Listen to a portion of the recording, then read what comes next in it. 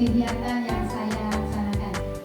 Baik Bapak-Bapak, puji beserta syukur kita hadiahkan kepada Nabi Muhammad SAW yang mana berkalangan hidayahnya kita dapat kumpul di ruangan ini dalam keadaan sehat. Selawat beserta salam kita panjatkan kepada Nabi Muhammad SAW dan Allahumma sholli ala sayyidina Muhammad wa ala ali sayyidina Muhammad. Baik Bapak-Bapak, Ibu-ibu, pada kesempatan ini saya ingin menyampaikan menyebarkan pemahaman dan penerapan pengalaman budaya positif. Yang mana ini adalah kegiatan CBP kami pada angkatan 10.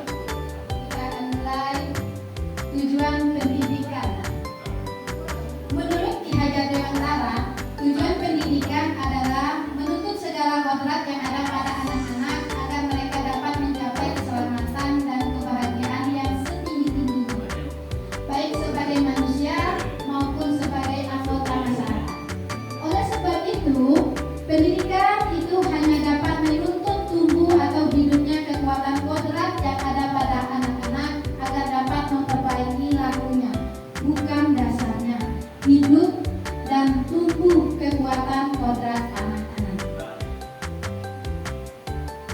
Lanjut, budaya positif di sekolah yaitu nilai dan kebiasaan di sekolah yang berpihak pada murid agar mereka dapat berkembang menjadi pribadi yang kritis, penuh hormat dan bertanggung jawab sesuai dengan profil pelajar Pancasila. Konsep utama budaya positif dan tiada ketujuhnya kita bahas di sini. 1. Perubahan paradigma belajar. 2. Disiplin positif. 3. Kebutuhan dasar manusia. 4. Motivasi perilaku manusia. 5. Restitusi posisi kontrol guru. 6. Keyakinan kelas. 7. Segitiga restitusi. Jadi ada 7 konsep utama budaya positif. Yang pertama, perubahan paradigma. Dalam membangun budaya positif, sekolah dapat menyediakan lingkungan yang positif, aman dan nyaman agar siswa mampu berpikir, bertindak dan menciptakan mereka mandiri dan bertanggung jawab. Disiplin sangat berkaitan dengan kontrol guru terhadap siswa.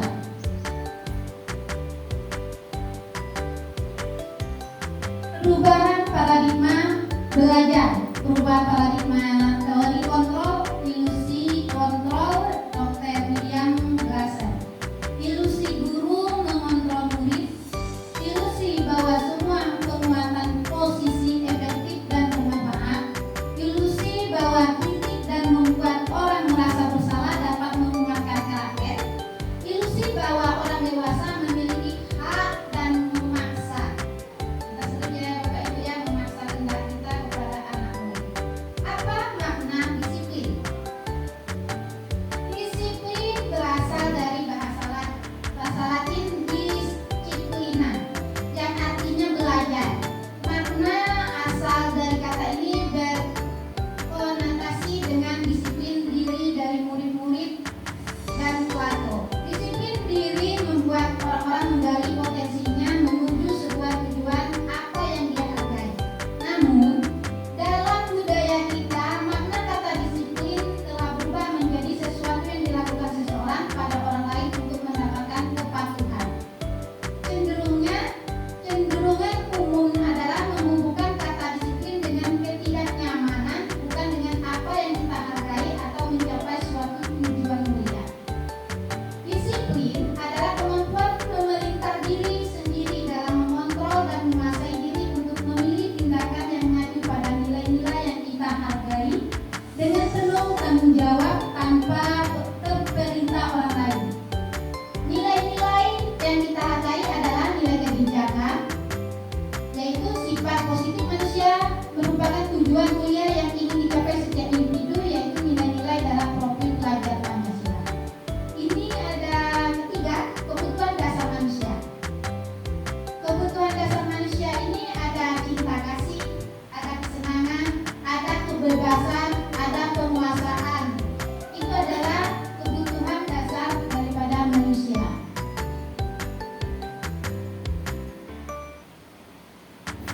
Kita lihat ada kasus di sini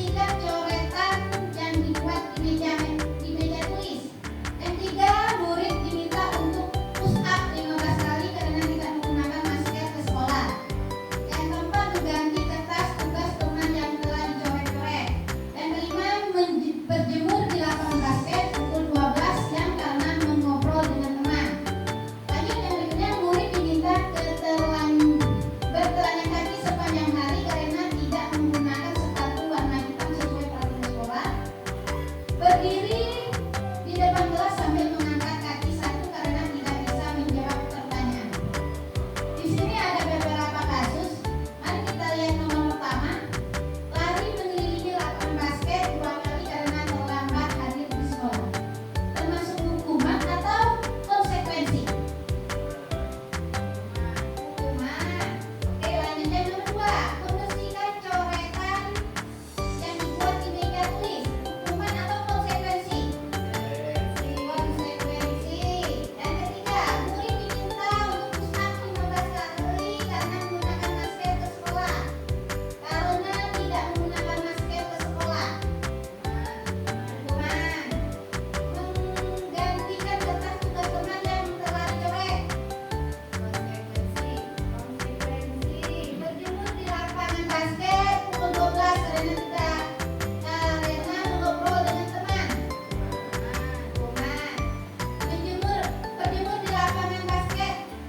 Sudah. Murid diminta telanjang kaki karena tidak memakai sepatu berwarna hitam.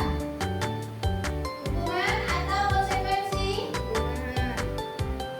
Ini hukuman atau konsekuensi? Lanjut, berdiri di depan kelas sambil mengangkat kaki satu. Hukuman. Kita lihat ya jawabannya. Oke, yang pertama betul hukuman. Yang kedua adalah konsekuensi. Yang ketiga hukuman. Murid push up tadi hukuman. Yang keempat mengganti kertas adalah konsekuensi. Berjemur di lapangan hukuman. Selanjutnya hukuman dan hukuman. Itu adalah sebuah hukuman, ada konsekuensi dan hukuman. Itu yang kita pelajari. Lalu bagaimana supaya kita tidak melakukan hukuman, tidak adanya konsekuensi? Kita beralih ke restitusi posisi kontrol guru. Posisi kontrol guru ini ada 5, yaitu penghukum, pembuat masalah, teman, pemantau atau manajer. Nah, ini ada pertanyaan-pertanyaan yang mana kita sering lakukan apabila anak melakukan sebuah permasalahan. Saya kecewa sekali dengan kamu. Berarti kita membuat orang tersebut merasa bersalah. Lalu kamu tidak pernah benar melakukannya. Berarti dengan pertanyaan-pertanyaan itu berarti kita menghukum teman, menghukum dia. Ayo lakukan demi ibu bapak. Berarti dia sebagai teman kita. Apakah kamu mau mendapatkan stiker bintang hari ini? Itu pemantau. Bagaimana kamu bisa menyelesaikan masalah ini?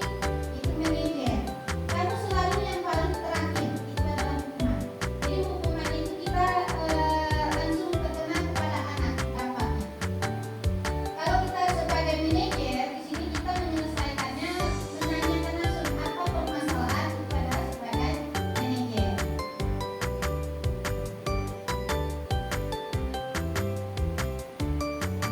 Lalu di kelas itu ada keyakinan kelas.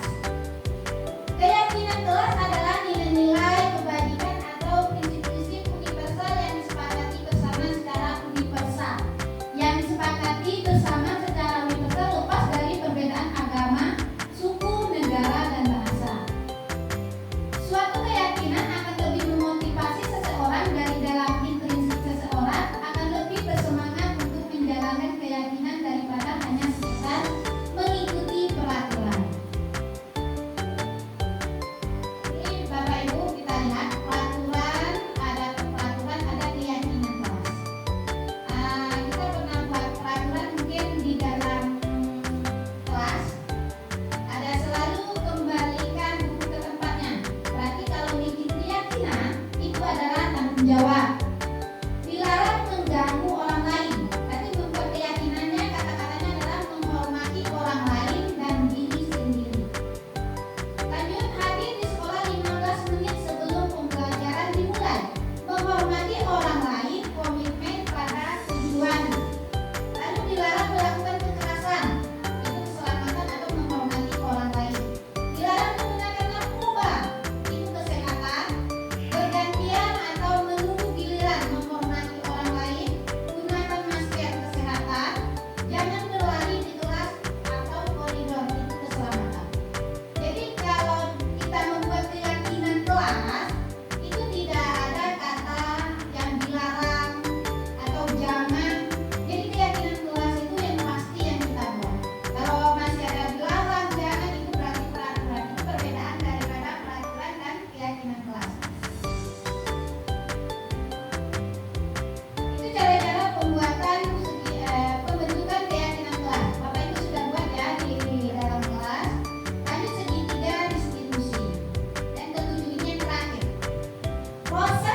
menciptakan kondisi bagi murid yang memperbaiki kesalahan mereka, sehingga mereka bisa kembali pada kelompok mereka dan karakter yang lebih kuat melalui restitusi guru.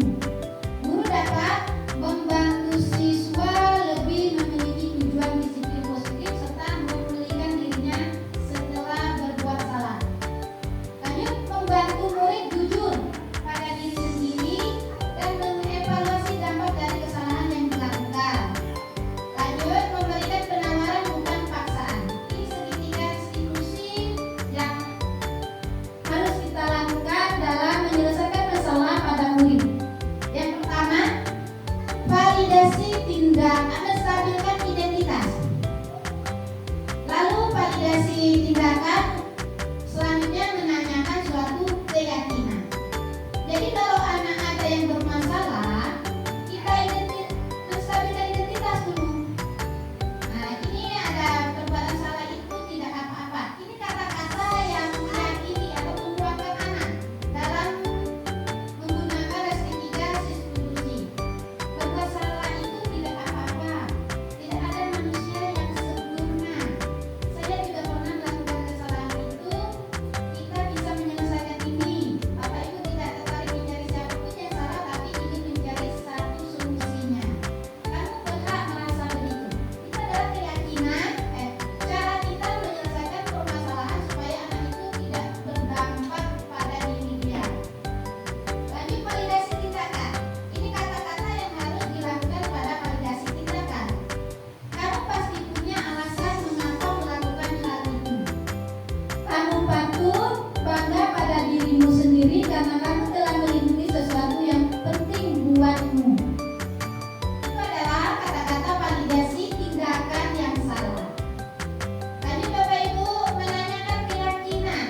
Apa yang kita percaya sebagai kelas atau keluarga? Jadi meyakini anak-anak.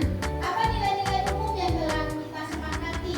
Apa bayangan kita tentang kelas yang ideal? Kamu mau jadi orang yang seperti apa? Ini adalah cara-cara kita dalam melakukan menyelesaikan permasalahan anak menggunakan restitusi, segitiga restitusi tadi. Kata-kata inilah yang kita harus lakukan, harus kita sampaikan kepada anak-anak supaya anak-anak tidak merasa dirinya bersalah, tidak merasa dirinya lah yang paling, kalau kita bilang paling beo. Nah, jadi dengan cara seperti ini agar anak-anak tidak merasa dirinya itu memang merasa rasa bersalahnya. Jadi ini yang harus kita lakukan sebagai guru. Sekarang bertindak kita sebagai manajer yang menggunakan segitiga restitusi dalam menyelesaikan masalah anak. Baik Bapak Ibu, ada yang ingin ditanyakan? Assalamualaikum warahmatullahi wabarakatuh. Waalaikumsalam warahmatullahi wabarakatuh.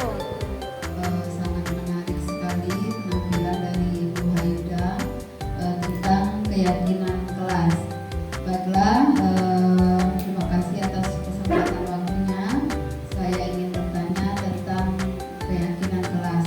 Menurut Ibu Hayuda sendiri, bagaimana menciptakan atau membuat keyakinan kelas itu bisa terlaksana di kelas Ibu Hayuda, yang mana kita tahu kalau Ibu Hayuda mengajar di kelas 1. Bagaimana menerapkannya, bagaimana menciptakan kondisi kelas itu bisa bisa terlaksana di kelas 1. Baiklah, itu yang ingin saya tanyakan. Mohon jawaban dari Ibu Hayuda. Terima kasih.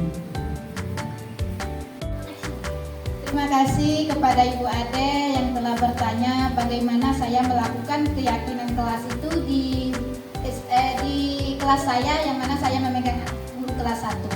Pertama, Ibu, kami membuat suatu kesepakatan dulu.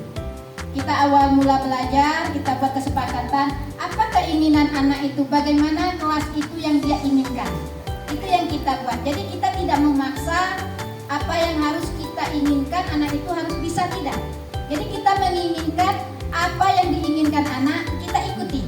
Misalnya anak ingin lokal itu bersih, kita bikin kesepakatan kelasnya membersihkan kelas atau membuang sampah pada tempatnya. Nah, seperti itu Ibu. Berarti itu adalah keinginan dia. Berarti dia harus yakin bahwa dia rasa sudah jelas. Terima kasih Bu Ade.